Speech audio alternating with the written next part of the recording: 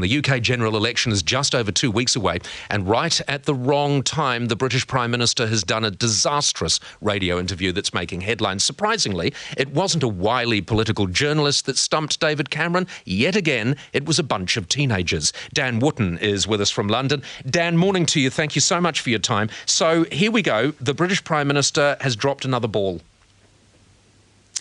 That's right. He's having, I think it's fair to say, a far from ideal election campaign. So he decided to try and get down with the youth and appear on Radio 1, which is the BBC youth radio network. It's fair to say the BBC is left-leaning, but the youth radio network is to the extreme left. To the extreme left. So it possibly wasn't the best idea, and he was ambushed throughout about a whole number of things and ended up having to admit that he didn't know what the minimum wage and what the living wage was outside that is terrible. of London. So it hasn't been great. And I mean, this is a fascinating election, right? As you say, we're literally 2 weeks away from election day. And, you know, when I first came over from New Zealand and everyone looked at our MMP system in New Zealand, we're very boastful here in the UK about the fact that first past the post, you know, I had the first past the post system and it always delivered stable government.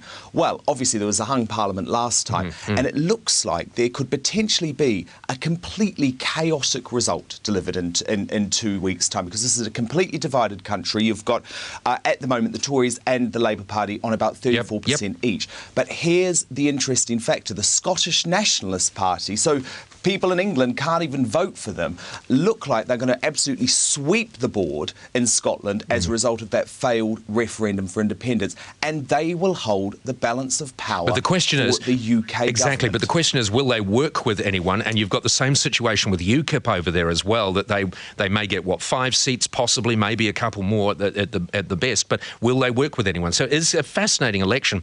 Also fascinating is what's happening with One Direction. Now these are your chums. So that we know that one has left and now another one is in trouble for today. drugs. Yeah.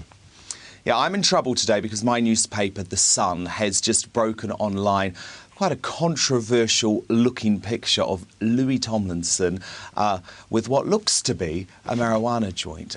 He was out last night, out on the town. You would love this, Paul.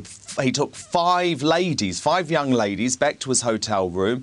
Looks like they might have got up to some mischief there of some form. And you know what everyone's doing these days? They sort of document their nights out on Snapchat, which is this new app on your mobile phone where the pictures aren't meant to last more than a few seconds. Well, somehow someone grabbed this picture, have sent it to all of the newspapers today, so it looks like Louis Tomlinson might be in a bit of trouble. But of course, he was caught last year anyway on video in Peru smoking a joint. He's a recidivist. So, I can't think it's the crime of the century. You need to ring him, Dan, because you are a friend of the family. You need to ring him and you need to offer him media advice. Thank you so much for joining us, Dan. Take care. We will catch you back again next week. That is Dan Wootton, Sun Thanks, entertainment editor.